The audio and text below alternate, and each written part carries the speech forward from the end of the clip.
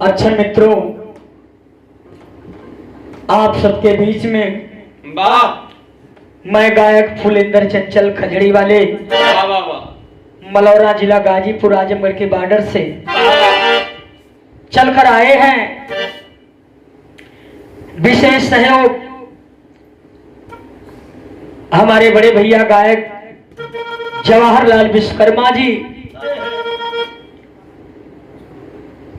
और राजकुमार जी, जिनके देख रेख में यह विरह का कार्यक्रम हो रहा है, और हमारे बड़े भैया ब्रदर लाल जी विश्वकर्मा जी की जीवनी है, जीवन परिचय उर्फ प्रभु यीशु मसीह का चमत्कार। तो देखें प्रभु यीशु मसीह ने कौन सा चमत्कार किया। सुनने वाले भैया लोगों से हमारा निवेदन है, इस विरह को आप बड़े प्रेम से सुनेंगे और प्यार दुलार भी आप देंगे। तो आइए, कहना है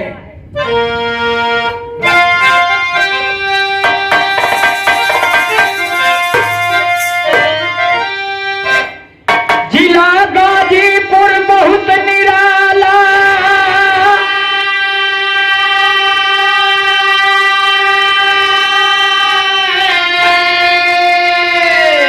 अरे भक्ति में तनिको ना जन्म जनाला,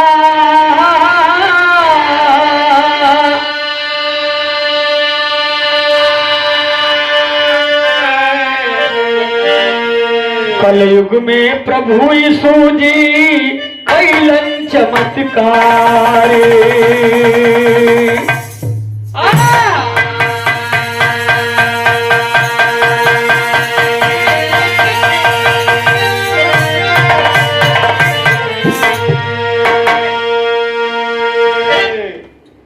इस कलयुग के अंदर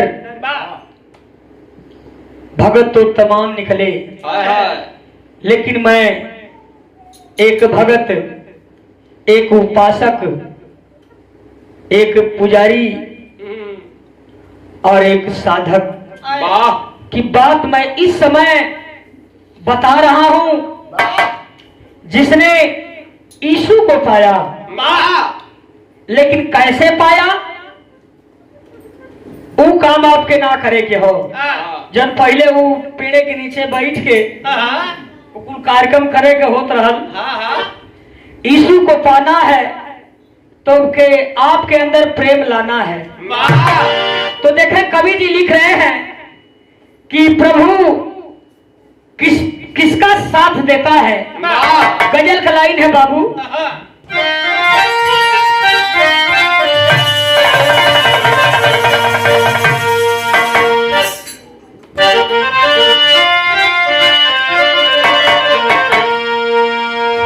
इरादे लाख होते हैं,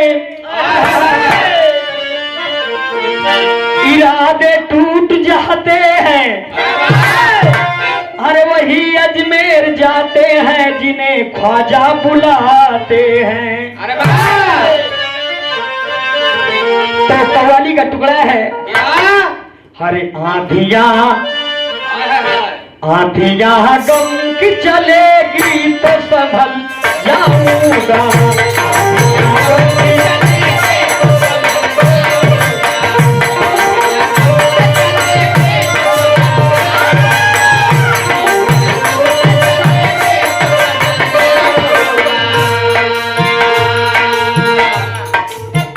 आंधियां गम की चलेगी तो संभल जाऊंगा।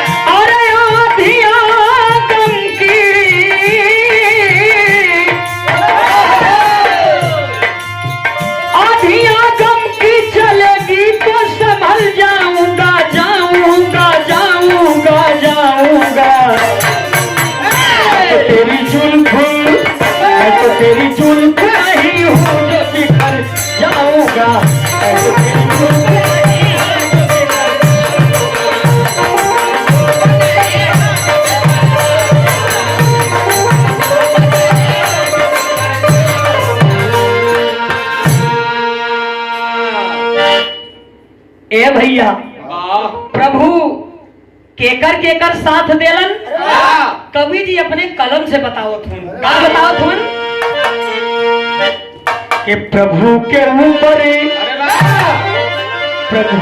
ऊपर तो जिसने जिसने विश्वास किया प्रभु के ऊपर तो जिसने जिसने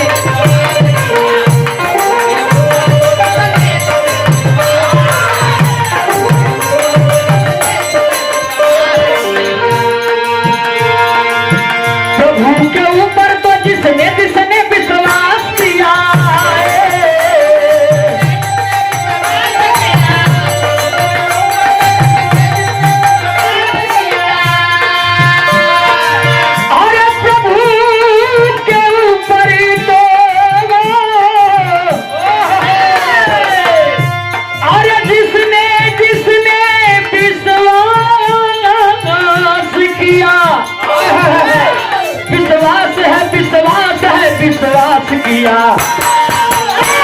दुनिया में प्रभु उसी का ही साथ दिया।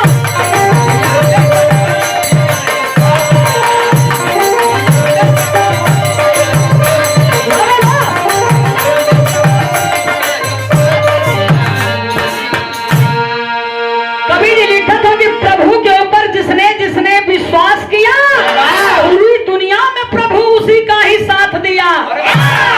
यही लिए कहानी कहीं से शुरुआत हो चला था कहानी बाय कहाँ का है।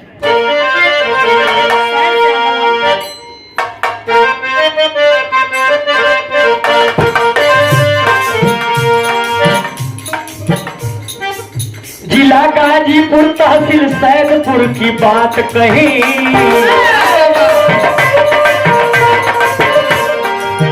थाना खानपुर सिंगारगिर की बात सही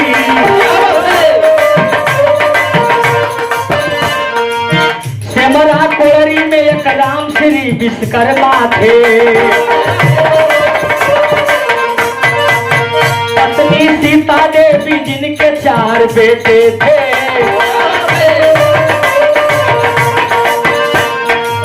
पहला राजेश नंबर दूसरे पर हनुमान रहे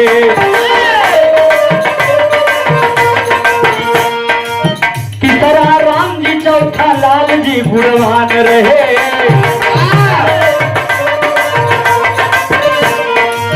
लाल जी विश्वकर्मा के अब जीवन की कहानी है लाल जी विश्वकर्मा की जीवन की कहानी है। यीशु अपनाया से मरा कोड़री में निशानी है यीशु अपनाया से मरा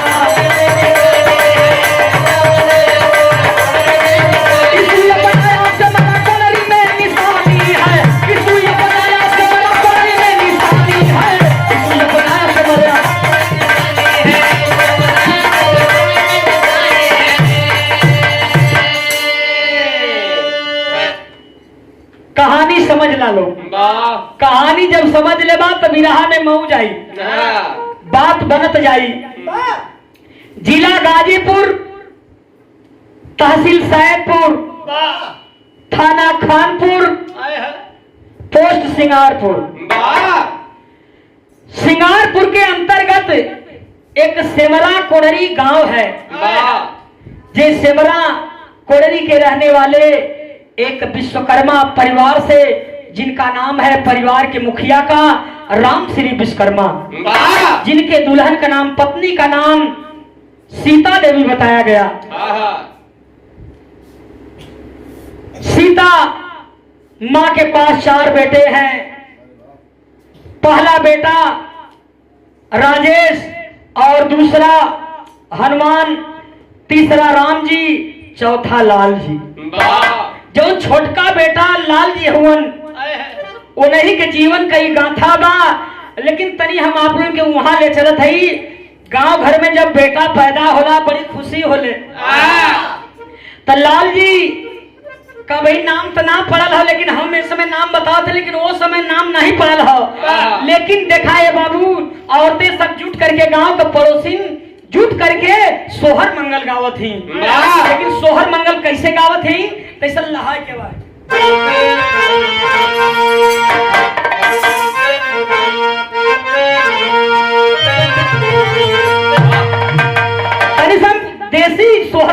थे। जब वो समय लड़का पैदा होला सबके खुशी होते दू पक्ष होला, एक थे कढ़ावा वाला होला थे घोटावा वाला होला। तो देखे कैसे सवाल जवाब होला। अरे कौने माँ से मोरे बियाह कैले,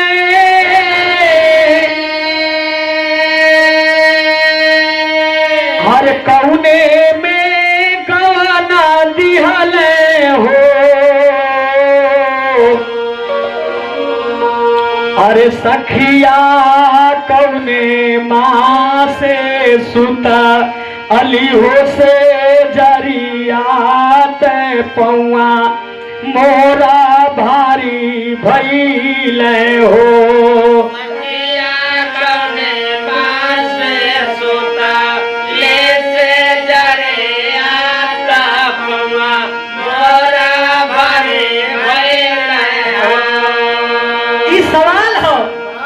दूसर की लाइन में जवाब है, लेकिन ई जवाब हमें मन ना बताई, दूसर के पार्ट में बताई। अब तरी सब बिरहा बाजा हमें बिरहा के बानगी पर लाल जी विश्वकर्मा की पैदाई जब होती है तो लोग सोहर गा रही हैं। औरतें कैसे गा रही हैं?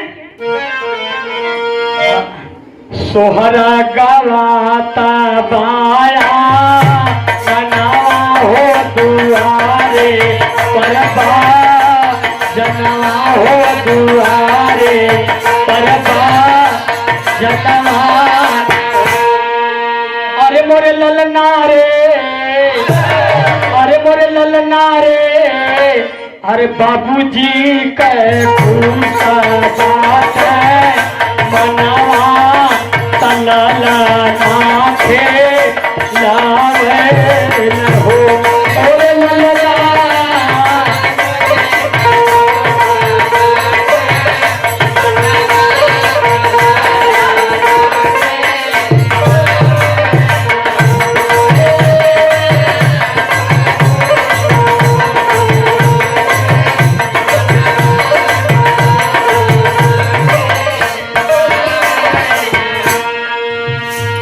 भाई भी खुशियाँ नावली नाम करण का रावली नाम करण करावली हो।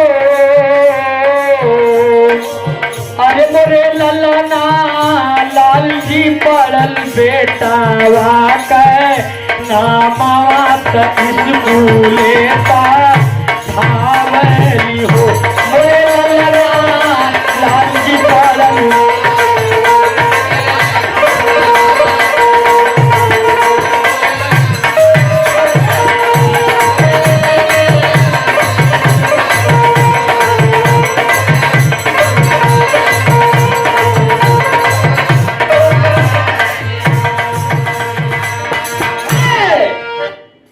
माई का भी मन बड़ा खुश हो गदगद हो। अब बाबू का भी जीव बड़ा गदगद हो। बाबूजी बेटवा का नामकरण करो ना पंडित जी से। बेटा का नाम पड़ल लाल जी विश्वकर्मा। लेकिन धीरे धीरे मतारी अपने बेटवा के पढ़ावत है, यानी लाल जी विश्वकर्मा पढ़े लगल है। जब पढ़े लगल है तब देखें आगे होत का हो। अरे 2006 में इंटर पास कैल, साथे में कंप्यूटर कैल हो। अरे मोरे ललना रे, लाल जी पढ़ल बेटा मात गोदी में लावल हो।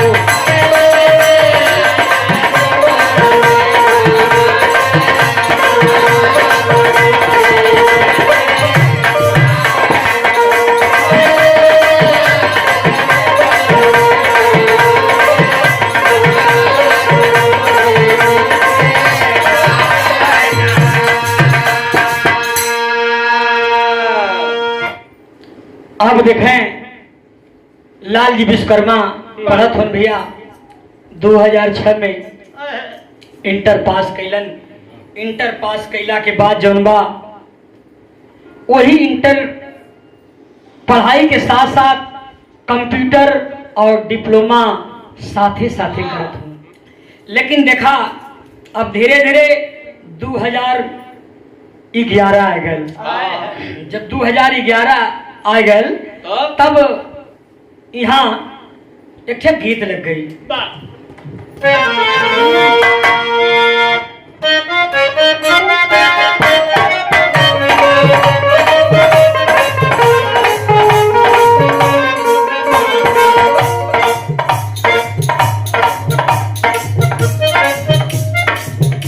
वह गीत का लाइन हो,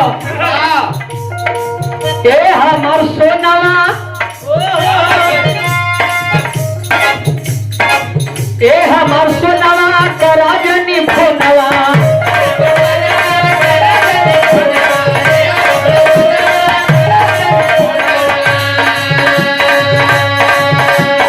ए हमार सोनावा करा जनी फोनवा, चुमवा के धरा जनी ला, एहो जान भूखल बानी, आज भर पिड़िया बरात, एहो जान भूखल बानी।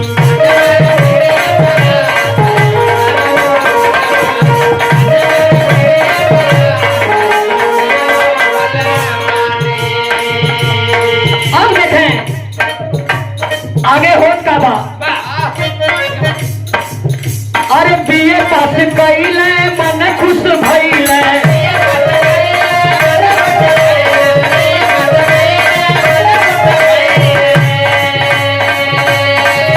अरे बीए पास कइले मन खुश भइले, मन में खाई खुशियाँ अपार, इत लोग दौड़े लगले, अरे इत लोग दौड़े लगल, राम श्री विश्वकर्मा के दुआर, इत लोग दौड़े हो लगल।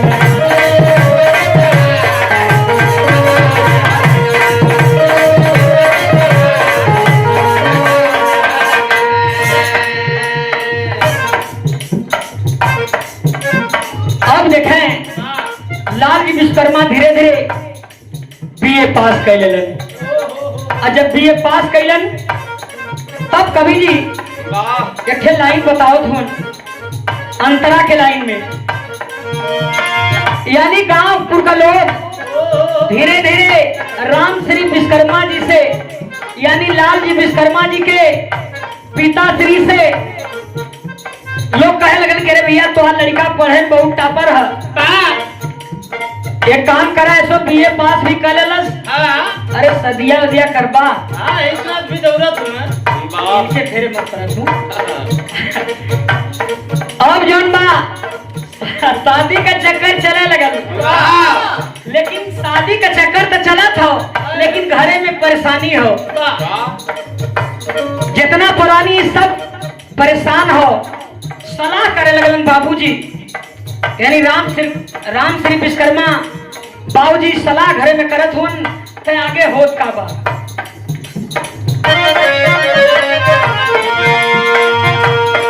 घर के अंदर सब लोग परेशान रहने हो,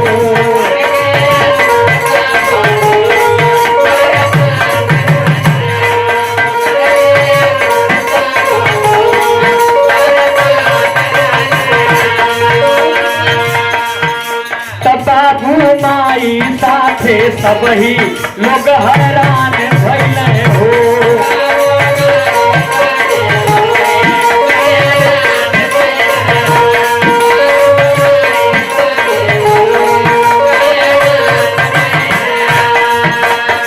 यानी बाबूजी सबके समझा बुझा के कहले कि सुना एक काम करा लो, सभी शांति बनावा, यही दुख में होला, शादी भी तय हो गई, और जब शादी लालजी विश्वकर्मा का तय हो गई, जब तय हो गई बाबू तब आगे का होता हो, समय कौन बा,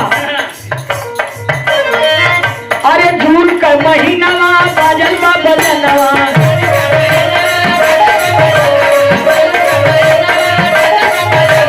अरे जून का महीना बाजल बा बजनवा, चाकरी में आ गई बरात, खुशियाँ मनावे सब लागल, अरे खुशियाँ मनावे सब लागल, सुबह होई गई बरात, खुशियाँ बनावे सब लागल चोलिया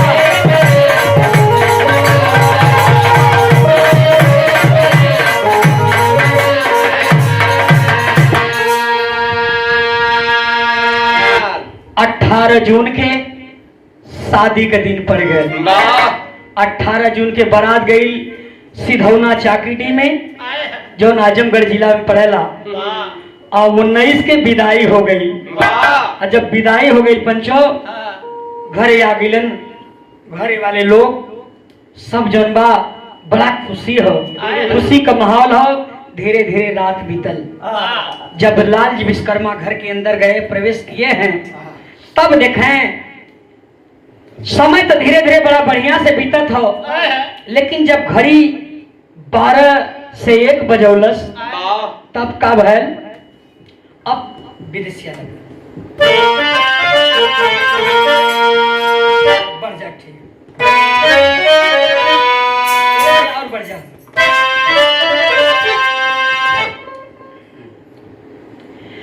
बिक्की देवी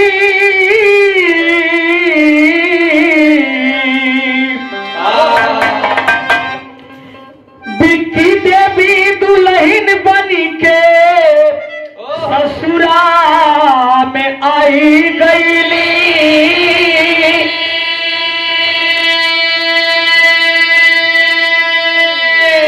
ए बाबू रतिया में आफत गईली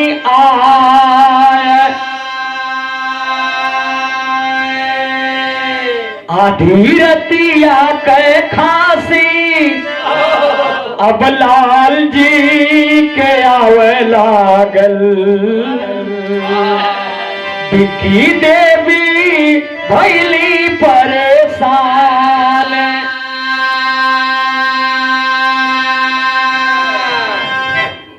आधी रात से ऊपर 1 जब बजल 1 बजे रात के लाल जी विश्वकर्मा के खांसी आवे लगल और खांसी ऐसा आवत रहल बाबू कि जान लेवा खांसी रहल।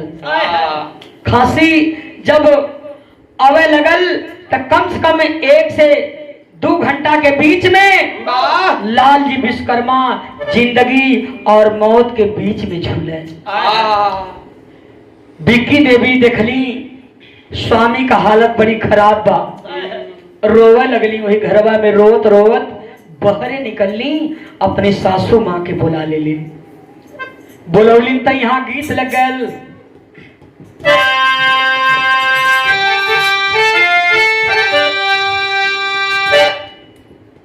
हरे गवना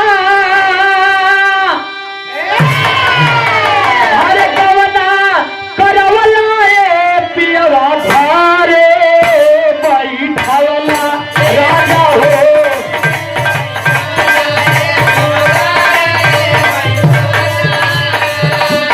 अपने तगई लाए सैया अपने तगई लाए राजा पूरा दीवानी दिया अपने तगई लाए सैया हो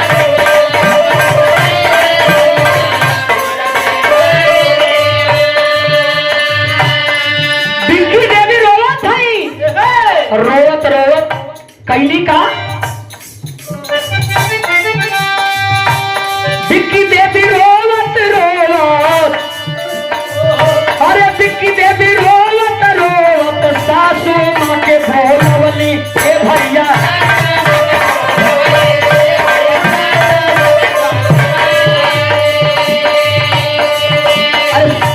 स्वामी जी का हालत बिगड़ल स्वामी जी का हालत बिगड़ल सबके देखवली स्वामी जी का हालत बिगड़ल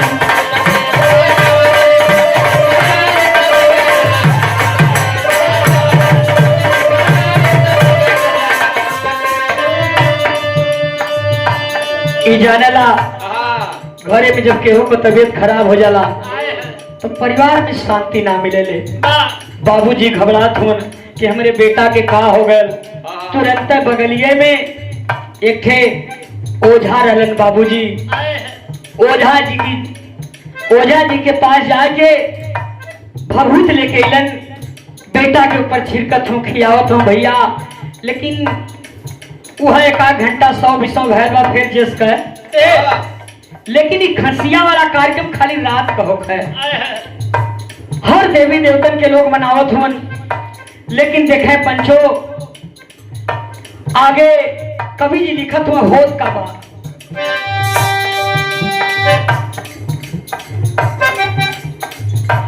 घरवा में बाबूजी भभूति आली आइले,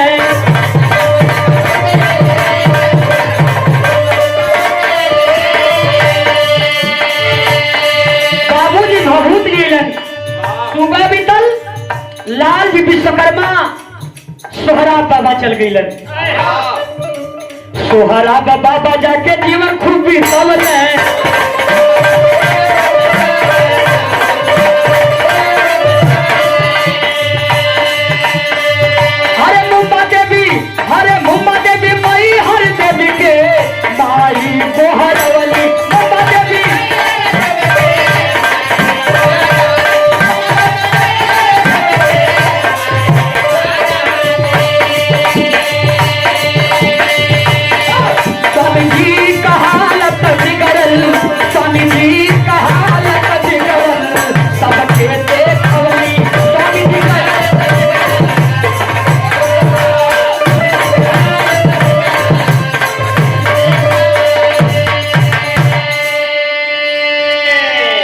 ए भैया, परिवार में शांति नहीं बा। परिवार के लोग सोचत हो कौन इता जो कहला जे जौने बतावे।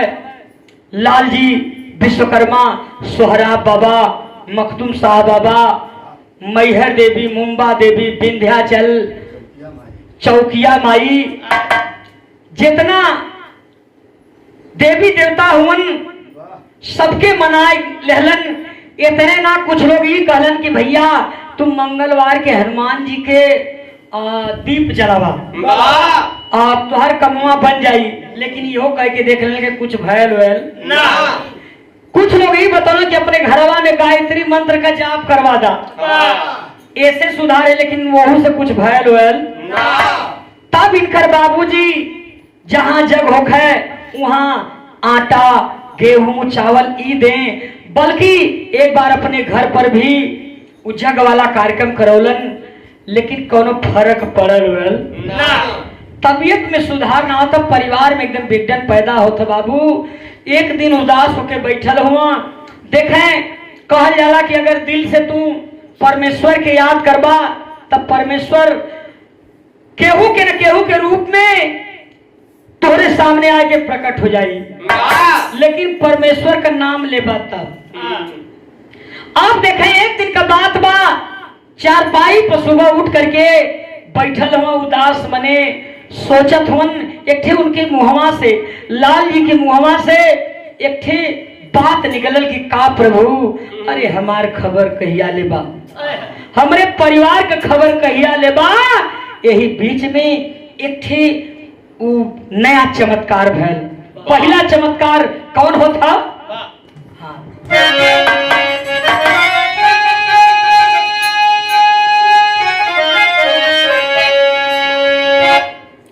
वहां गीत का लाइन हो, अरे छपरा सहरिया में आरती के लहो चरखवा देवर मोरा जोगी रे भैया।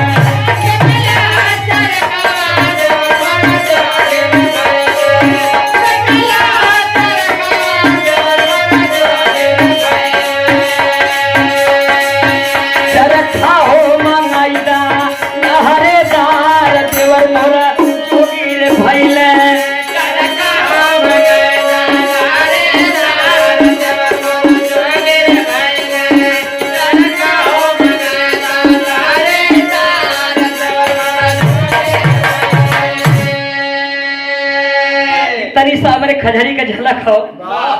लेकिन देखें उदास होके लाल जी बैठल हुन। तब आगे होत का बा, प्रभु कौन चमत्कार कैले?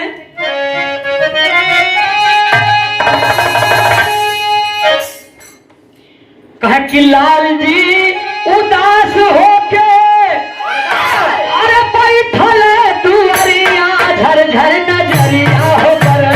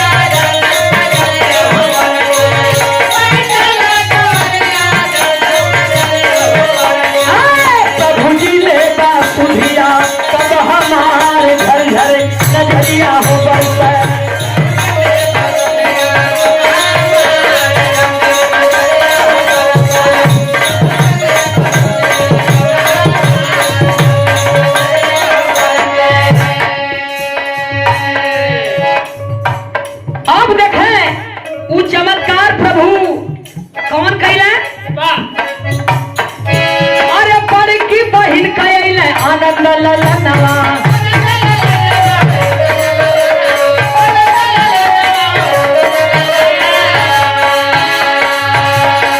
यानी लाल जी के बड़की बहिन का बेटा,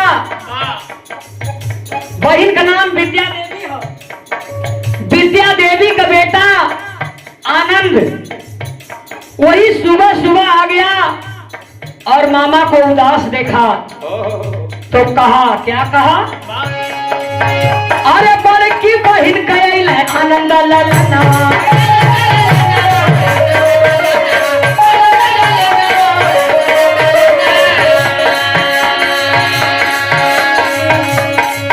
अरे जवाहिर का बेटा जे कर मौधा में मखनवा,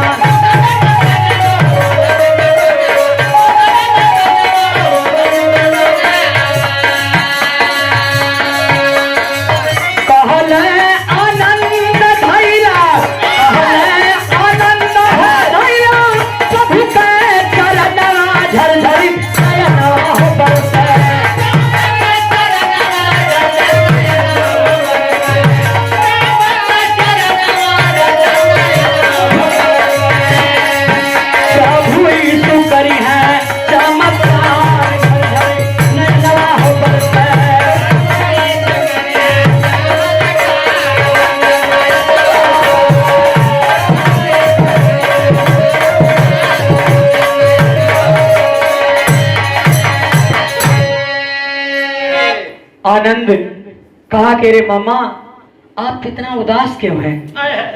कहना कि रे यार का बताई, घरे में शांति नहीं खे, हमार तबीयत रात का डेली खराब हो जात बा, खांसी होत बा और खांसी ऐसा होत बा कि ओ समय जनाला कि हमार प्राण निकल जाई, लेकिन मोरे समझ में बात नहीं आवेले। और देवी देवतन के करीब कुला मना भैली, तबले आनंद कहना कि मम्मा हमारे संगे चला जहाँ हम चलीला। कहना तो अच्छा तो ये देवी देवतन से कोनो बरियार देवी देवता तोरे पास हम का? आनंद कहलन कि हाँ मम्मा हम जहाँ चलीला हमके पूरा 100 ना बल्कि 101% विश्वास है कि तू चलबा, पहले दिन से तो क्या वहाँ चंगाई मिली। हमार पहले बात सुन, तोरे बतियौले से ना हुई, पहले हमार ध्यान से बात सुन, हम कैले का कही। सोहराब बाबा, चौकिया माई, मखदूम शाह बाबा, मुंबा देवी, मैहर देवी, वैष्णो देवी, हर देवी के मनाए के मनौती कह के हम थक चुकल है। इतने ना हमार बाबूजी जहाँ जग होला वहाँ 1 क्विंटल आधा क्विंटल गेहूं चावल देलन, अपने घरे में गायत्री मंत्र कह जाप करौली,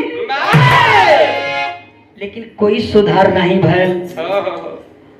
तो कुछ लोग कहलन, पंडित जी लोग कहना कि ऐसा ना कि लाल जी बाबू इथे काम करा, तू कनो पिपरे के पेड़े के नीचे 5-6 फेरा घूम के वही जो जल चढ़ा देवा, मंगलवार की जौन है उपवास रहा, टीका ललका लगाए के एकदम बच्चा सही हो जाइबा। कहला कि हो कुल कहे भली मने कौनो इता जोग हम छोड़ ले कहला, लेकिन आनंद अपने विश्वास पार्टी घो प्रभु पर भरोसा था। आनंद कहा कि मम्मा ये तू कुल कह भर हुआ, जौन दुनिया का 33 करोड़ देवता हुआ, 56 करोड़ देवता हुआ, सबके मना भर हुआ और सब मना भर घरे में कह, नानी भी मनौती कैले रही है, मम्मा लोग भी मनौती कैले हैं, मामी लोग भी मनौती कैले हैं, और नन्ना तो कैले हैं तो छोड़ी की, लेकिन तू हमारे संगे चला। अब दिखें, अब यहाँ दोनों जने, अब लाल जी विश्वकर्मा फैसला ले लेलन, यानी आनंद के पक्ष में हो गई। आनंद से कहा कि चल भाई तब बहने बारे, जब सबका बात मान के यहाँ वहां ले चल गई, जब 5 साल सोहरा बहुत 10 साल बिता सकत है, तो एक दिन तोरे संगे जाए में का दिक्कत हो। आनंद के संगे जब गईलन हो, कहाँ गईलन उस जगह का नाम बताई, तो ऐसा गीत बजाए के बाद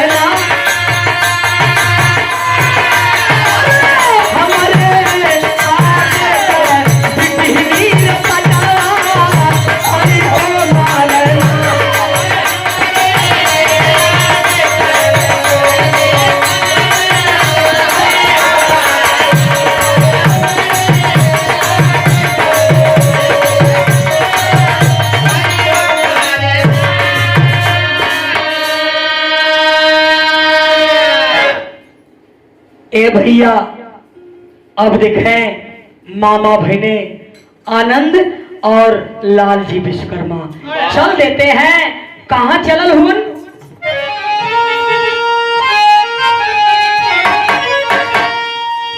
अरे 2012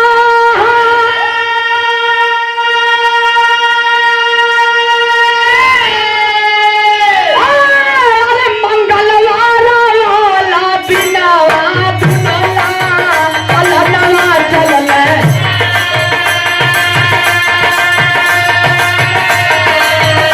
अरे होइला ललवा चलल। भूली भूली धरनवा दुनला अलनवा चलल। अरे भूली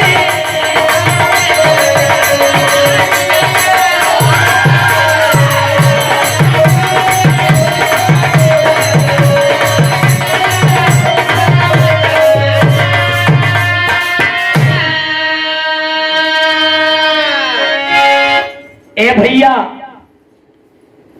2012 मंगलवार वाला दिनवा दोनों ललनवा चलना भुलंडी भुड़ुली दरमियानवा। यानी भुड़ुली का नाम आप लोग सुने होगा, जहां बहुत बड़ा चर्च लगा। भुड़ुली चर्च जो है जिला जौनपुर में लगता है। वहां के पास्टर हैं दुर्गा प्रसाद यादव उर्फ रास यादव। अब भैया वहां पहुंच गए, लेकिन लाल जी जब भीड़ देखलन ज्यादा तो लगल घबराए लगल। कलक की आनंद कला की मम्मा बहन बैठा, घबरा मत बैठा। आज के बाद तू बहुत परिवार में भी शांति मिली है, तोहू के शांति मिली। लेकिन देखा आगे होत का बा अंतरा के लाइन में। अरे भीड़ देख के लाल जी, भीड़ देख के लाल जी तब गईल घबराई हो। भीड़ देख के लाल जी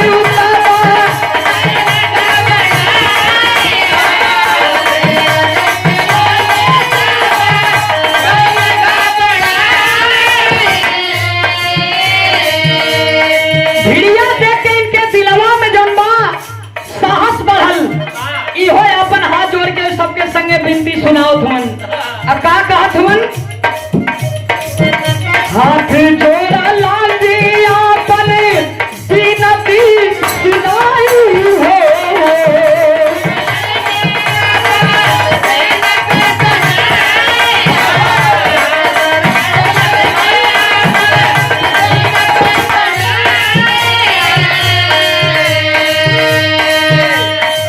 अरे बचन सुनावे आइले, बचन सुनावे आइले, पास्टर जी सगनला दुनला लनवा चल, दुनला लनवा चल। अरे प्रभु जी कन्ना कइले तनवा दुनला लनवा चल।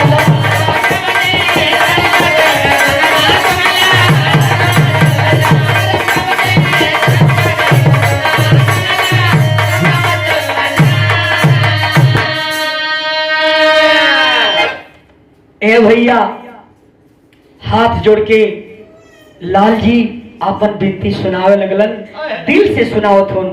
दुखिया जब भी प्रभु को याद करता है तो दिल से मन से पुकारता है। पुकारलन कि प्रभु घर में शांति मिले, हमहू की शांति मिले। ए बाबूजी देखे अब 3 बजे जब संगत छुटल भैया, वहां से जब चलन है तब लाल जी की शरीर में जना की इतना ताकत भर गई है। कहला कि अरे यार आनंद, ये जैसे तक हमार मन करता पैदल चले कर। कहला का बात करत हुआ मम्मा? अरे तू वही ना कहत रहा, अब एक जैसे पैदल चले कहत हुआ कि हाँ यार पैदल तो चले का मन हमार करत है, लेकिन घरवा चले पका होत हुई यार हमसे यह समझ में। कहला कि मम्मा तू घरे चला, घरे भी शांति हुई। प्रभु का बड़ी लंबी बाह कब अपने भगत के कैसे संवारल पता नहीं चलत। घरे चला देखा, घरे भी चमत्कार भले, जब यहाँ भर तो घरे भी चमत्कार हुई। अब देखे बाबू लाल जी विश्वकर्मा संगमा आनंद के लिए कहला कि चल भैया संगमा तो हूँ तय जानकार बारे अतनी गड़बड़ सड़बड़ हो तय प्रार्थना कर देवे अपन तय जानकार बारे तो सही रही।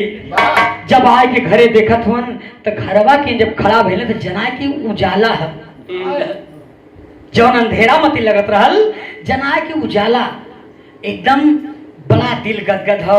वही दिन से पूरा परिवार जुड़ गई। केहू का न कौनो सर दर्द करत हो, न पेट दर्द करत है, न कोनो परेशानी हो, सब एकदम शांत हो, बड़ा खुश हो। तब यहाँ कवि जी तेरी लिखत हूँ।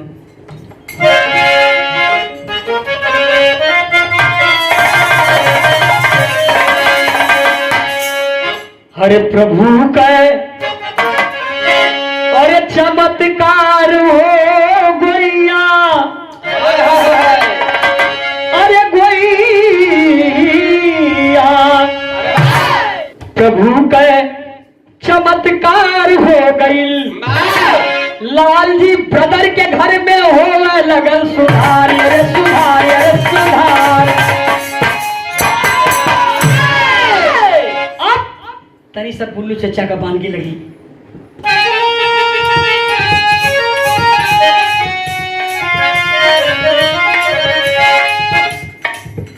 अरे जिया मत डाका सुना घमरी गुजरिया। रामदेव उस्ताद से जब बुल्लू चचा का विदाह हो गया तो कहे रामदेव हम बुढ़ौती में ठेगुनी लेके ठेगा, लेकिन ऐसा ही बोलो। लेकिन हमारे हीरा दादा से जब होकर तब हीरा दादा उनका जोड़ का तोड़ लहौले रहे। तब तैसा हम बुल्लू चचा का बानगी बताओ थी, तैसे गौर करियन। अरे जिया मत डाका सुना घमरी गुजरिया, अरे बही बाटी तोरी काची रे उमरिया।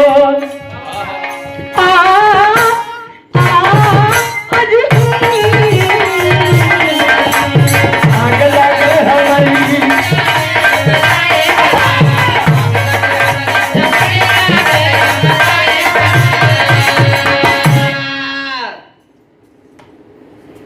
आग लगे हमारी झुपड़िया में हम गाई मल्हार।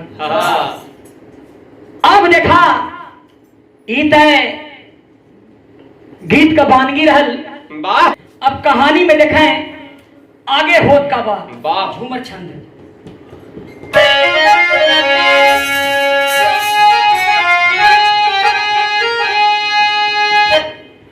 अरे पहले दिन से लाल जी के घर में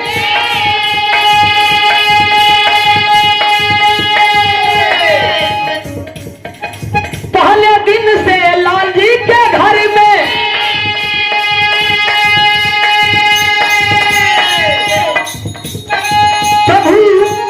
प्रभु यीशु कैला चमत्कार।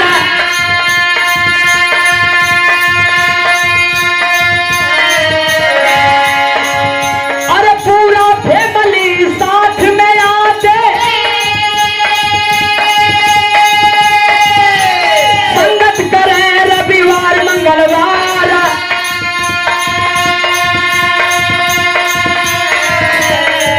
अरे हाथ जोड़ कर विनती करते, अरे प्रभु बनाला हमें सेवादार।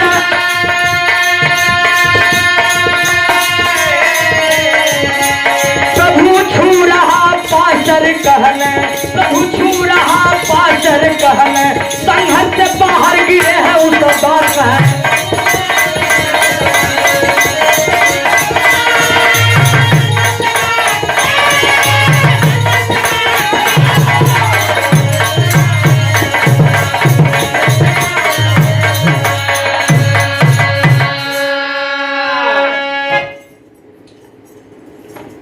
परिवार का लोग साथे साथे सब लोग जात हो, जुड़ गए सब।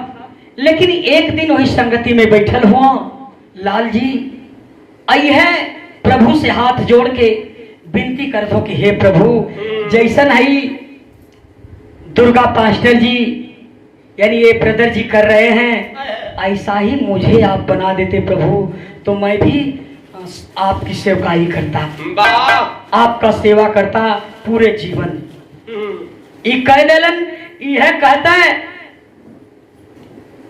दुर्गा पास्टर संगति में वचन सुनाने की आते हैं, जब लास्ट में आते हैं तो कहते हैं कि आज सबको प्रभु छू रहा है। जब इतना बात कहते हैं बाबूजी, तब देखें कुछ देरी के बाद लाल जी विश्वकर्मा संगत से 15 मीटर के दूरी पर जाके गिरल हुआ, और गिरल हुआ धूल झारत हुआ।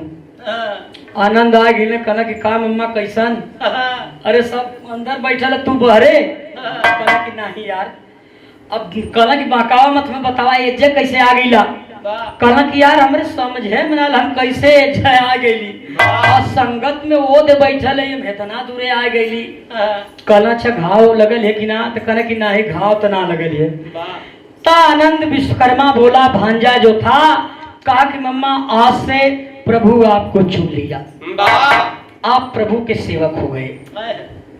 अब आज से अब प्रभु पर ध्यान धरा, तोरे घरे में शांति रही, कोनो दिक्कत नहीं, संगति करा। आये तेरे धीरे धीरे देखें अब इनकर मन लगे लगल, और जब मन लगे लगल तो सबके प्रार्थना भी करे लगल, और जब प्रार्थना करे लगल तो प्रार्थना से कुछ लोग ठिकाए लगल। जब ठिकाए लगल तो संगति में चर्चा हो लगल भुलंडी में कि अरे भाई वो जो सेमरी कोड़री का वो लड़का लाल जी विश्वकर्मा है, जब प्रार्थना किसी को भी करता है तो लोग चंगे हो जाते हैं। सब इनसे लाल जी विश्वकर्मा जी से प्रार्थना करावे लगल भैया, और जब करे लगल तो देखें 3 ठे चमत्कार कैसन कैसन भैल।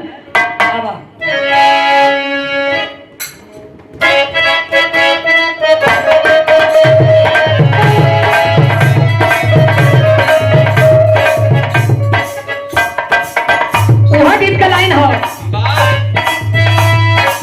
घर ही में राजा हमार पलहटम करे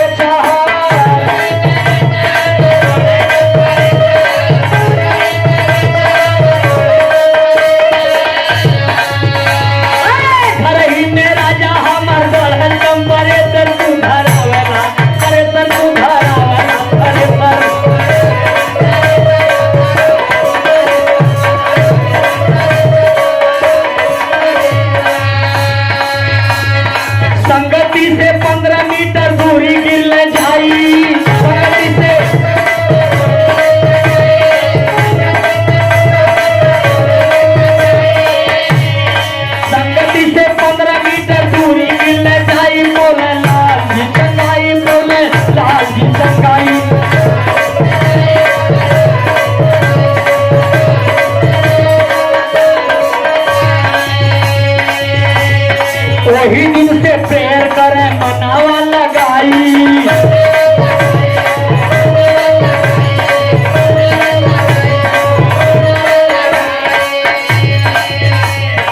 एक गूंगा बोलल बिहले तू मुर्गा खिलाई, एक गूंगा बोलल बिहले।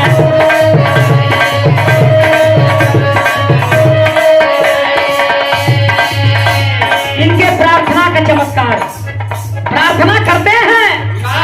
एक गूंगा बचपन से गूंगा था, जिसने परमेश्वर ने बचपन से गूंगा बना करके भेजा था, उसमें कोई हस्तक्षेप नहीं करता है।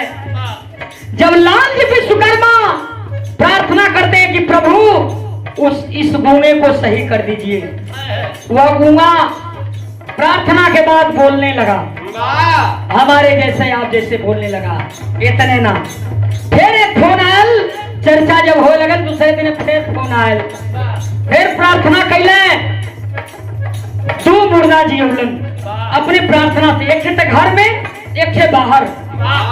एक बाद एक काम और कैलन, एक औरत थी जो बचपन से हिजड़ी थी, जिसे कहल जाला, लेकिन इनके प्रार्थना थे लाल जी विश्वकर्मा के प्रार्थना से वह हिजड़ी जो औरत थी वह सचमुच में औरत हो गई।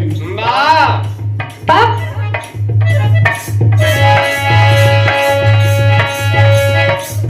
एक ही जनी औरत के औरत बनाई, एक ही जनी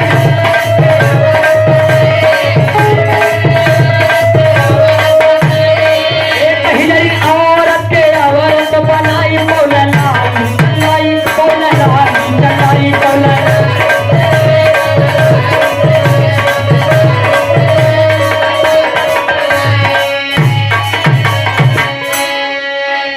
अब देखा परिवार में बड़ा शांति हो, शांति चलत हो, बड़ा खुशी का माहौल हो। एक दिन लाल जी विश्वकर्मा के मम्मी सीता देवी अपने बेटवन के बुलाए की, बेटा के बोलौली, बहुन के बोलौली, अब बुलाए के समझावत है, समझावे लगली चारों बहुन के बुलाए के। अब का समझावत है, यहाँ गीत लग गई।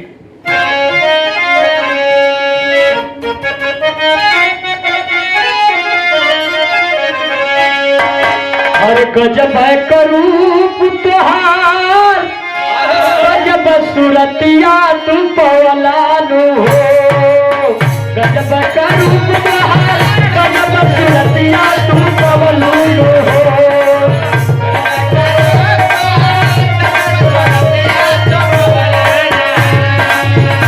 गजब करूप तुहार, गजब सूरतिया तू पवलानु हो, कोई हमके दीवाना बनवलू हो।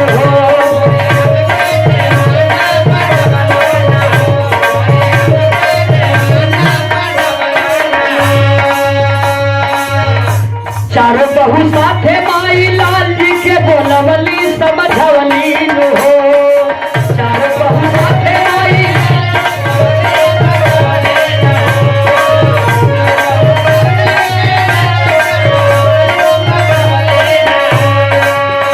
जेका बहू में करई बाप तवली हो, जेका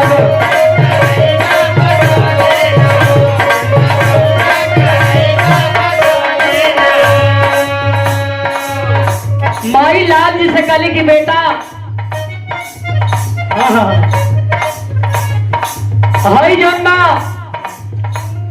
अपने औरत के ले जा चेकअप करावा, कैसा पता चलो बेटा है कि बेटी हो। अब चेकअप कराओ, बड़े खुशी का माहौल दौड़त हो। जब वहां डॉक्टर के यहाँ गई तो डॉक्टर जौन बात जब चेकअप कैलस तो बेटा बेटी ना बता के दूसर बात बता देहलस। कौन बात बता देहलस?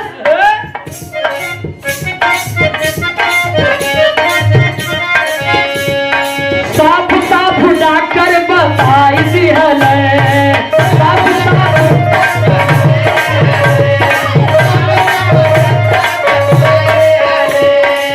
अच्छा तो डॉक्टर साफ साफ का बतौल कहला कि सुना पसिया तोहर बेटा समझाई दिहल, पसिया पसिया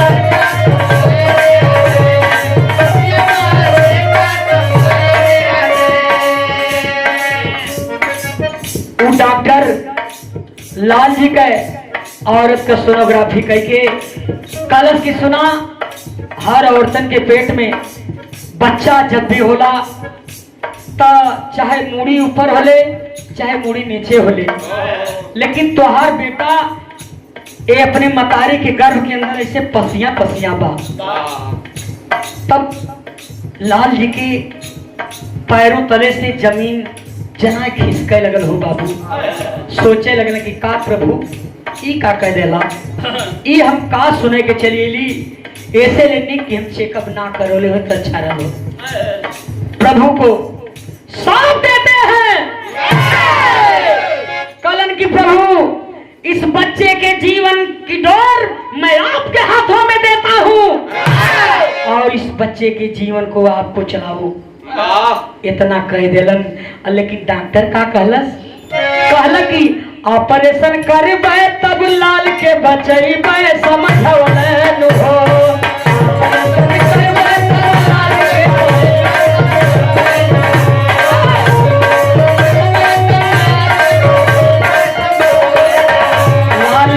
लाल जी प्रभु जी से विनती सुनवलन हो, लाल जी से विनती।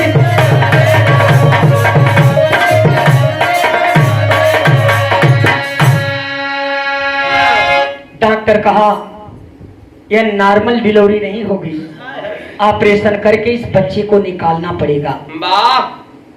तब दुल्हन को लेकर के लाल जी चल दिए घर की ओर। जब आते हैं रास्ते में हालेलुया हालेलुया बोल करके और प्रभु के हाथों में अपने पत्नी और अपने बेटे के जीवन को दे देते हैं कि हे प्रभु तू ही संभालने वाला है, अब तू ही उठाने वाला है और तू ही चलाने वाला है।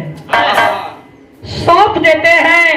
लेकिन देखें जहां नॉर्मल डिलीवरी ना हो के रहल, आगे का होत हो।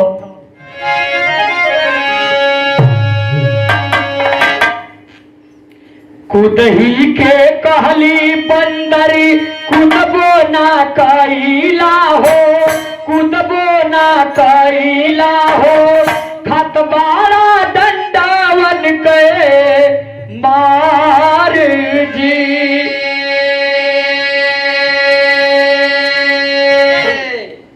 घर में फिर जनबा लाल जी के उसे बतावत नहीं हुआ वो बचवा के बारे में। धीरे धीरे चलत हो तरे, लेकिन एक दिन माई सीता देवी अचानक बीमार हो गई। और जब बीमार हो गई पंचो तब का भैल एक दिन अचानक माई बुढ़िया बीमार हो भैली, सीता जी बीमार हो भैली, गईली उहो स्वर्गवासी धार जी। अहितना गाँव पूरा टोला मुहल्ला जुटल, टोला मुहल्ला हो जुटल, रोवता बहियारा के धार जी। इतना रिश्तेदार सभी लोग जुट गए। माई का अचानक तबीयत खराब भइल, अब माई ये दुनिया के छोड़ के चल बसली। सभी लोग जुटे हैं, सब लोग रोवत बाबू रोवत हुन, सब सबके समझावत हो। लेकिन बाबूजी राम श्री विश्वकर्मा अपने चारों बेटवन के और दमादन के सबके समझावत हुन, नाती पोतन के समझावत हुन। लेकिन वो मन जवाहरलाल विश्वकर्मा भी वही में सबके समझावत हो कि भैया अब जौन हो के तौन हो गए, देखें आगे होत का भैया। फिर गीत बदल गई।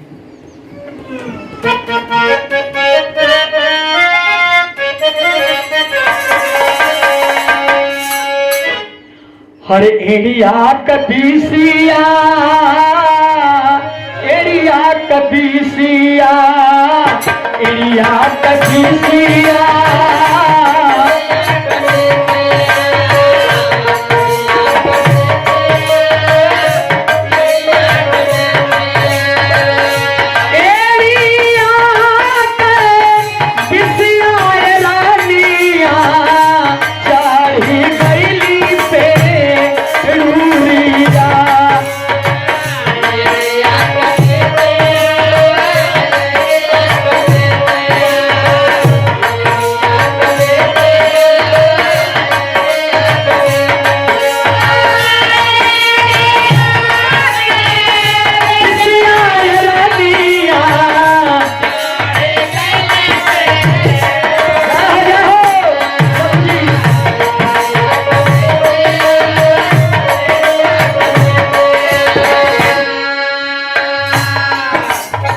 रोवनाती पोतवा हो, रोवलन ललनवा हो।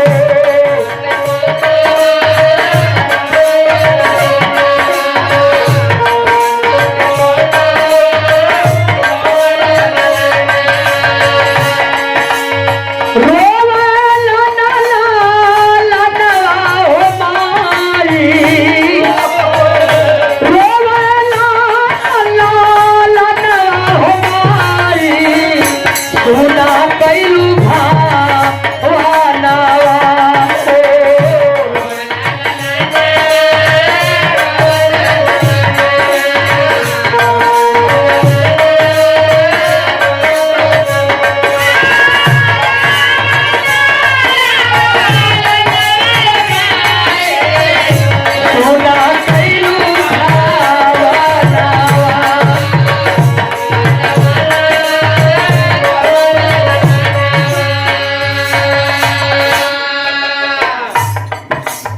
ए बाबू कवि जी लिखत हो सबके आंख में आंसू हो आए है रोवती नो बिटिया रोए चारों पतोहिया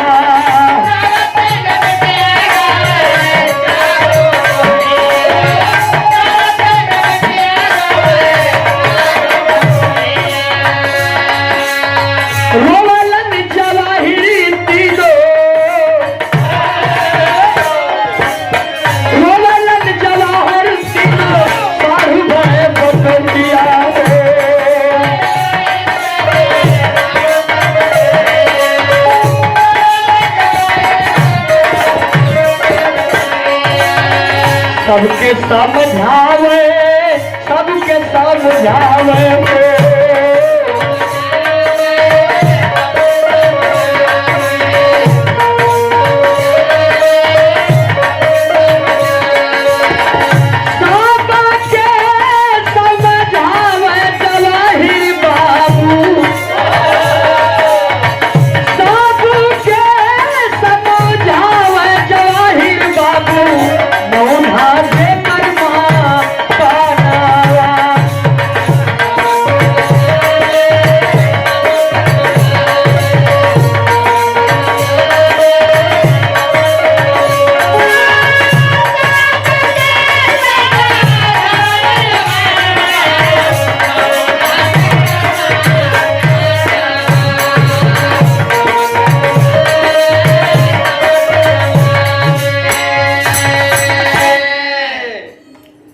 ए बाबू माई का अंतिम क्रिया भैल 13वीं बीतल धीरे धीरे फिर मन लगाए के संगति से मन हटल नहीं हो अब संगति में जात होन और जब संगति में जाए लगले चर्चा इनकर सुन के दुर्गा प्रसाद यादव बुलाते हैं बुला करके लाल जी से एक बात कहते हैं पूछते हैं कि बाबू एक काम बताओ बाइबिल पढ़ते हो तो कहलन कि हाँ हम बाइबिल पढ़ीला कहा कि बाइबिल से वचन सुना सकते हो कहा कि हाँ सुना सकते हैं अब आदेश होगा पापड़ से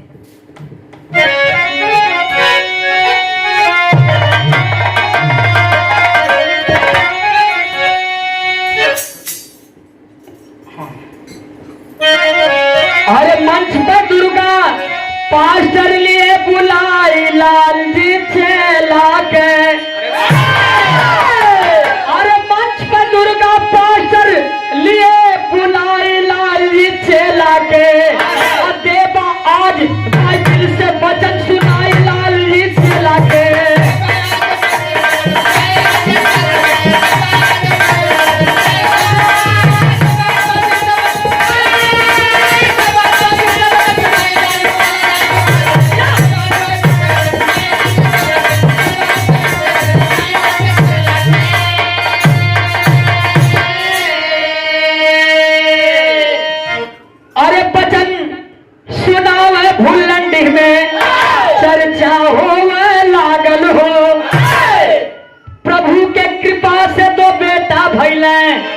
तब खर्चा बढ़न अब लागल हो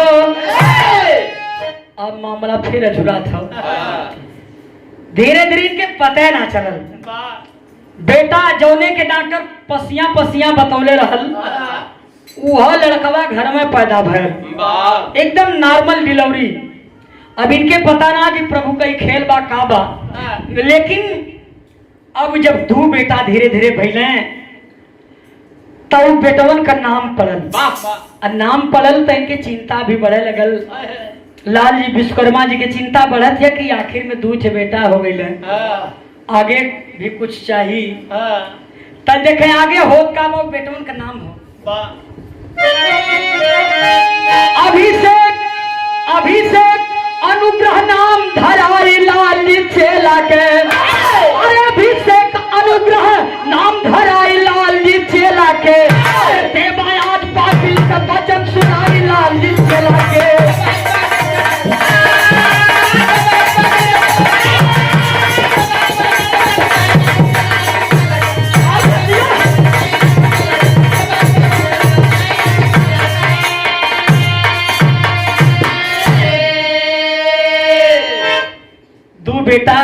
अब इसे अनुग्रह।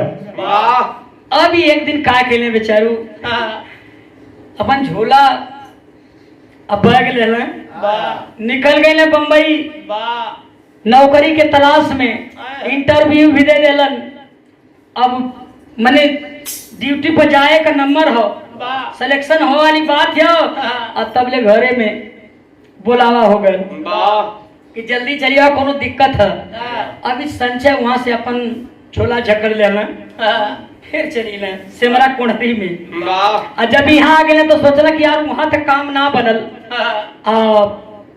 अब इनके लौका तक की लड़कन का खर्चा कैसे चली।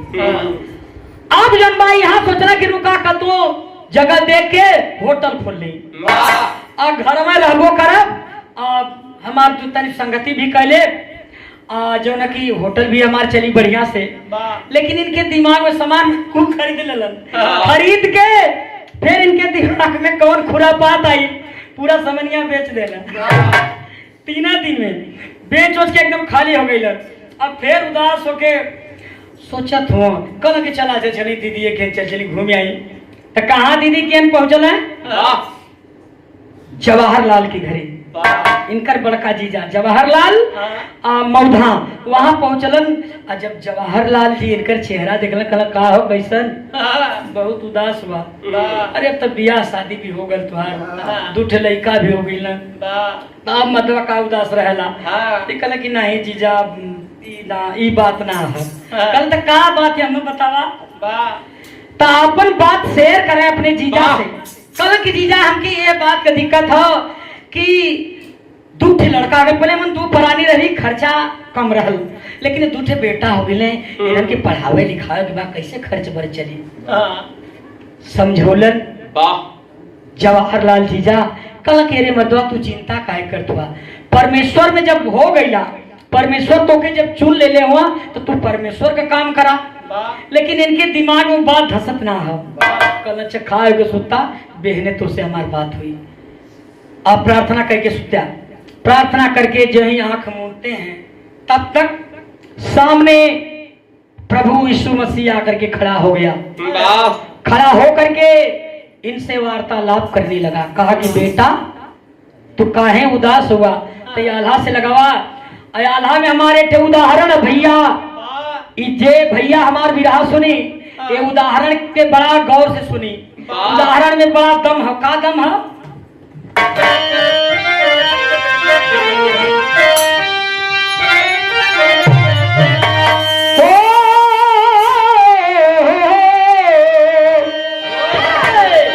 कहना बा अरे खेतवा खराब होला तो हम थवा के जमले पंचो, खेतवा खराब होला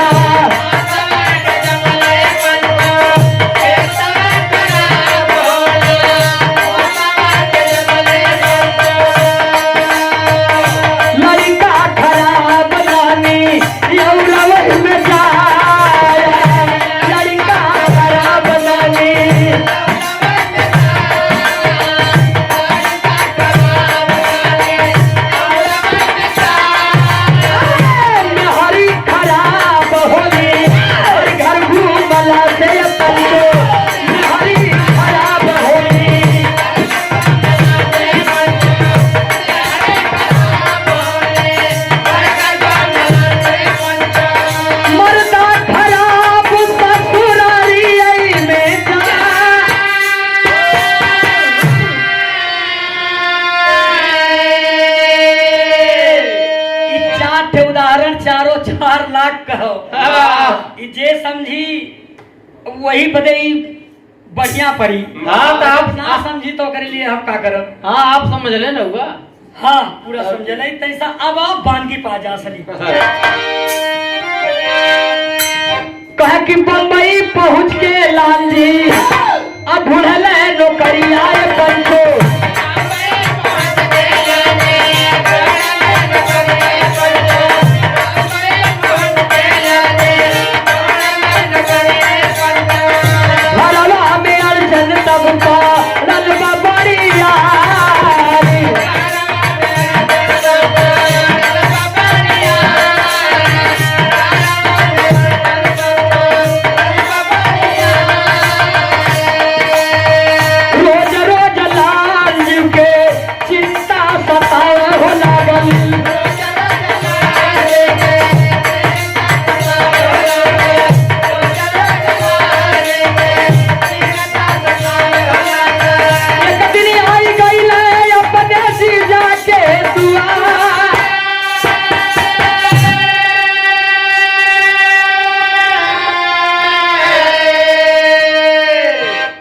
देखें खा पी करके जब सोए हैं, लाल जी विश्वकर्मा प्रभु जब सामने आए हैं तो इनसे बात कर रहे हैं। क्या बात करत हुन?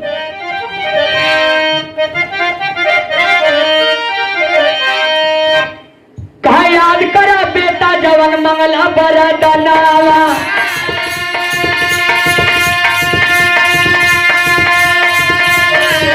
अरे याद करा बेटा जवन मंगला बरदनावा,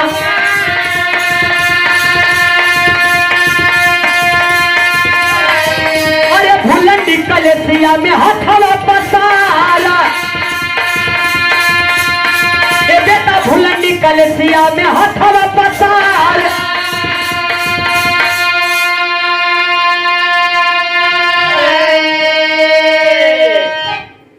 कहला कि याद करा लाल, तू यार और दौरत हुआ जो बम्बई गईला तो हमारा ही काम हो, तू के एजा लेके अवल, तू घरे में कौन अड़चन पड़ल, तू हमार देन हो, और जो होटल वाली सामान कुल बेचला वो हमारा देन हो।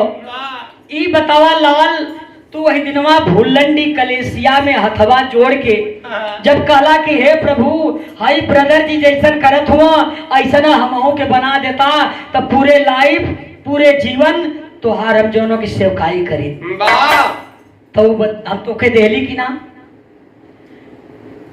वही में हाँ करत हुआ ना करत हुआ बतियावत हुआ, लेकिन ए बाबू प्रभु जी कहला कि बेटा अब हमार तू उदाहरण लेला, तोहरे संगे तू जहां जहां बोलौला हम वहां वहां रही।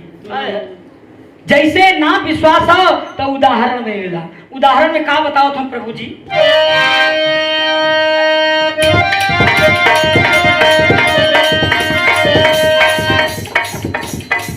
उदाहरण में प्रभु जी पहले इनके लाल जी के उदाहरण में बताओ तो कि तोके बाइबिल से उदाहरण दे कि हमारा चमत्कार बाइबिल में कहां है, पहले देखो बताओ तुम प्रभु जी का बतौलन?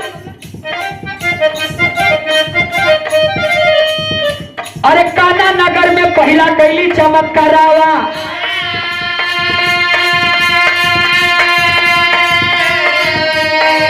बेटा काना नगर में पहला कैली चमत्कारावा,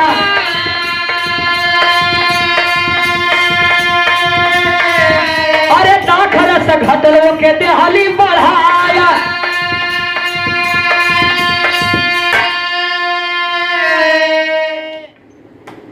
कहला कि पहला चमत्कार हमारा हो जब वो दाखरस वो बारात में घट गए, घरतिया वाले परेशान हो गए कि अब दाखरस उड़ाए गल आई कहां से, तो प्रभु का विनती किए जा करके प्रभु ने कहा कि उसमें पानी डाल दो।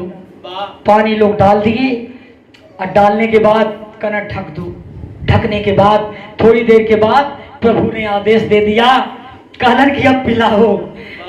अब इनकर जेकरे घर में बरतिया रहल वो परेशान हो, कलश की अच्छा बताई पानी डलवाए क्यों मन कहतो कि पिलाओ, हम डाक रस ओरिजिनल मंगौले रही है, आई बताओ पानी हम पियाई बतियावा गाड़ी ना देवे लगे हैं लेकिन बारे प्रभु तेरी महिमा गजब अजब है।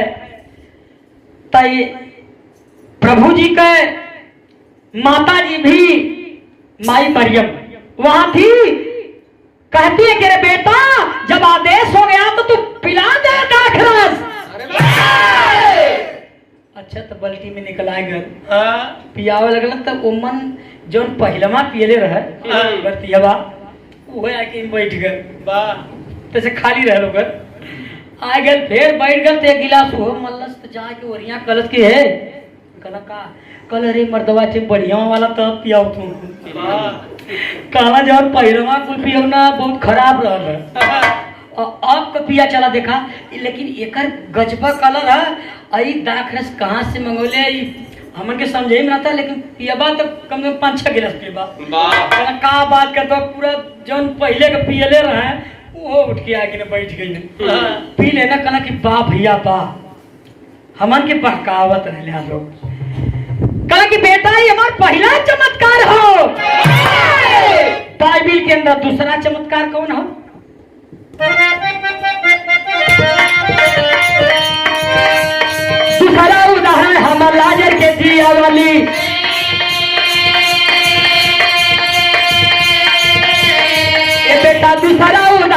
बेटा लाजर के जियावली जब जब बोलवला तोहार सुनली पुकार।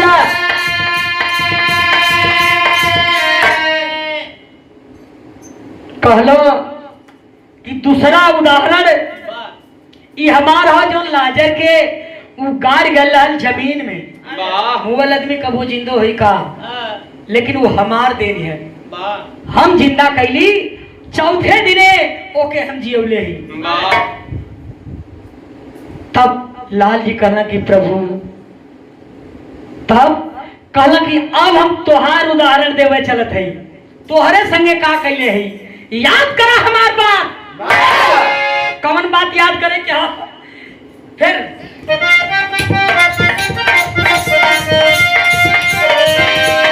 बेटवा तोहार पसिया माई के गर्भावा, बेटवा तोहार पसिया माई के गर्भावा। अरे तोहरे कहले पाया के कैली सुधार।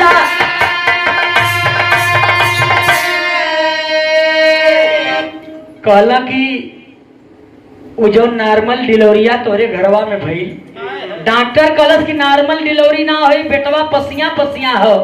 जब तू कहला कि प्रभु ये बेटा का और एकरे मम्मी का जीवन हम तोरे हाथों में देते ही, जब हाथे में हमरे दे देला त नॉर्मल डिलीवरी भइल, ऑपरेशन कराव भइल का। तब इनके विश्वास भइल कि अरे मैं कहाँ भटक रहा हूँ। कहला कि बेटा अब सुना, हाउ जौन कान जमन प्रार्थना कैला, एक गूंगा बोले लगल, अपने घर में एक भतीजा के जीवित कैला, अब बाहर भी एक लाश जीवित कैला। ओ हिजड़िन औरत के तोहरे प्रार्थना के बल पर हमके ओरिजिनल औरत बना देली, इस समाज में रहला औरत बना देली। तई कम का अब ही तू हमके जब बोलेबा बेटा तब आई और तोरे संगे एक ठे हमार काम करा। कल के हमार बात माना बेटा, यह काम करा तो के कौन चीज का दिक्कत ना हुई। कौन काम प्रभु करे कलम भैया।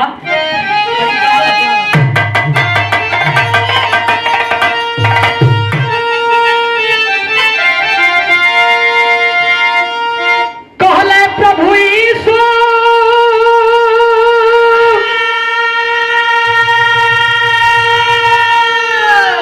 अब हाई पास्टर लाल जी के चेताई के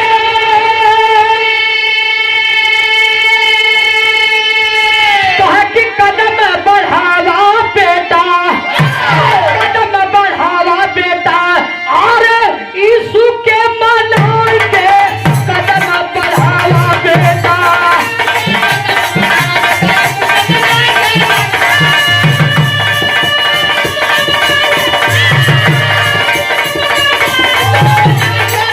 बढ़ावा बेटा।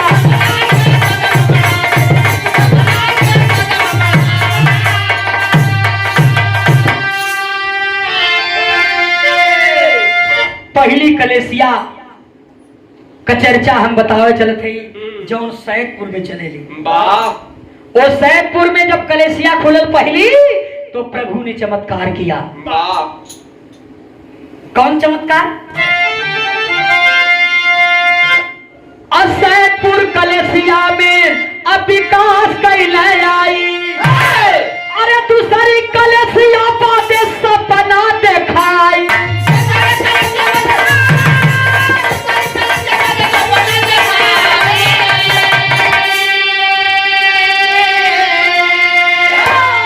पहली कलेसिया खुल गई, वहां धीरे धीरे संख्या बढ़ा लागल।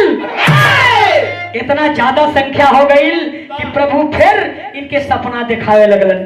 कहला कि अरे बेटा अब तू दूसरी कलेसिया की तैयारी करा। ये कहला कि हमारे पास कुछ है ना, आखिर में हम ये कैसे कलेसिया जो न कि निर्माण करी। कहला कि तू पहले फरसा उठा, चल ने खोद, इसके बाद मैं आगे करता हूँ। फरसा उठा के चल देना आगे आगे। प्रभु हमन बताते हैं कि यही चल फरसा मार दे बेटा। फरसा मरलन। अब मरला के बाद सोचे तो फरसा तो मार देली, ये बनी कैसे। रुपया एक कौन है अब्बत फरियाई भगत भगवान के बीच का बात। ए भैया कल की परमेश्वर फरसा तो मारत है आई 5 फरसा मरले हुए मात्र 4 या 5 फरसा मरले हुए हैं और तबले 4-5 जने आ गए कहला कि भैया पास्टर जी कहाँ हम लोग कहला कि देखा वो बेनो फरसा लेके कहला का करे कहला कि वो है जा पता चली वो अगले तो कहला कि ई का कहला कि अरे यार कलेसिया दे कहला कि अच्छा तनी इनके पहले प्रार्थना करा जब ने मरीज के लेके आल न प्रार्थना कैला कहला कि हमहू खनो उन 5 जने मिलके नहीं खला नहीं खन के अभी सोचत हुआ कि अच्छा तब गीता कहाँ से आई तब तक अचानक इनके यहाँ फोन आयल एक जाने के जेकर हम नाम ना जानत है खाली पतरा वाले भैया के जानत है जन पतरा देले वहाँ कलकत्ता से ता कहलन कि ईटा हमारे तरफ से कोई कलश की सीमेंट हमारे तरफ से तो बालू हमारे तरफ से मिस्त्री के करे तरफ से प्रभु के तरफ से सब काम प्रभु किया मिस्त्री भी भेजा लेबर भी भेजा और इतने ना श्री राजकुमार विश्वकर्मा जिनका घर इटाहा में है उनकर फोन आ गल कहला का भैया का हाजर कहला कि ठीक था हो कलेसिया दूसरी भैया निर्माण यहाँ हो गए कुल काम हो गए अब जो ने कि यहाँ पतरा अब चाहत तो भाई तो बताओ ना कि बहुत लंबी चौड़ी है कहला कि पतरा हमारे तरफ से रही फिर एक दिन ही बतियो ना कहला कि अरे भैया पतरा तो तू सका लेला लेकिन पहले हमारे बात सुन ला पतरा कितना चाहत हमके तो लंबाई गुणे चौड़ाई जब बतौलन तो कहला कि कम से कम 80-90 हजार का 150 पतरा लगी भैया तो कहला कि कौनो बात ना आप जाके अनौनी बाजार से ले आए लिहा हम फोन कर देते ही फोन कैले पैसा पेमेंट हो गए बारे प्रभु के दीवाने और परमेश्वर के दीवाने और मदद करने वाले राजकुमार विश्वकर्मा जी जो तुरंत बोले और पतरा यहाँ आके लग गया भैया तो यही लिए अब दूसरी कलेसिया भी हो गई कायम लेकिन ये जगह होला चाहे जितना बीमार हुआ चाहे जैसन भूत होकर अगर यहाँ आ गया तो भूत के जैसे छनछनैला भागे क्या वो रुकी ना कोई मिनट क्या बात आवा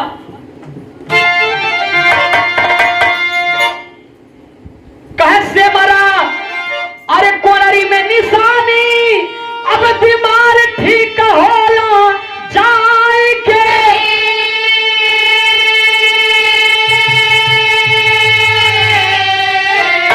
अरे कदम बढ़ावा बेटा अरे तू के मना के कदम बढ़ावा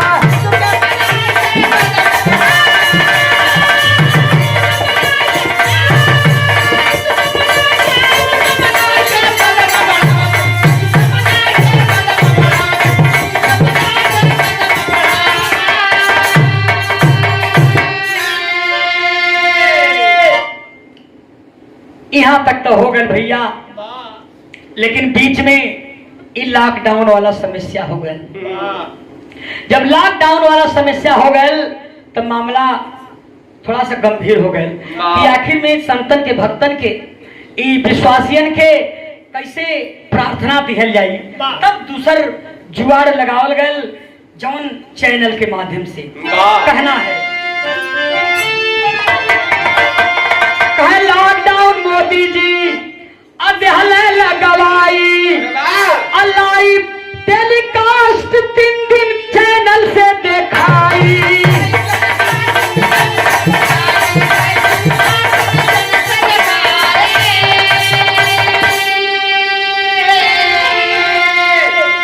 गुरुवार अरे शुक्रवार रविवार के दिन दिखाई के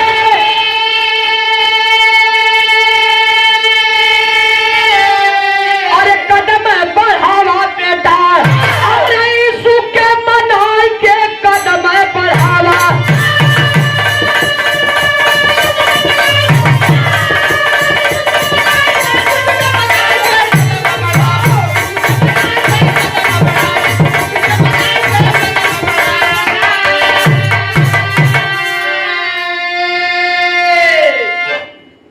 चैनल के माध्यम से गुरुवार और शुक्रवार रविवार के दिन यूट्यूब चैनल के माध्यम से विश्वासियों को प्रार्थना दिया जाता है और प्रार्थना किया जाता है। लाइव टेलीकास्ट 3 दिन 12:15 पर दिखाया जाता है। आप इससे जुड़ सकते हैं। नंबर लेकर के नंबर चैनल पर दिया जाता है, आप संपर्क कर सकते हैं। तो यही से अब कहानी खत्म होती है तो कहना है, गुरु बिहारी गुरु मंदिर धन हरि की माया,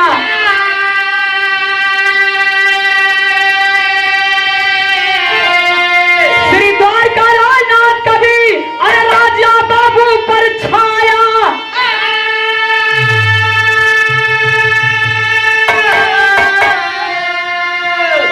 अरे प्रभु का चमत्कार हो गई, अरे प्रभु का चमत्कार हो गई, जवाहिर फूले तर तब लाल जी बने महान, प्रभु का चमत्कार हो गई।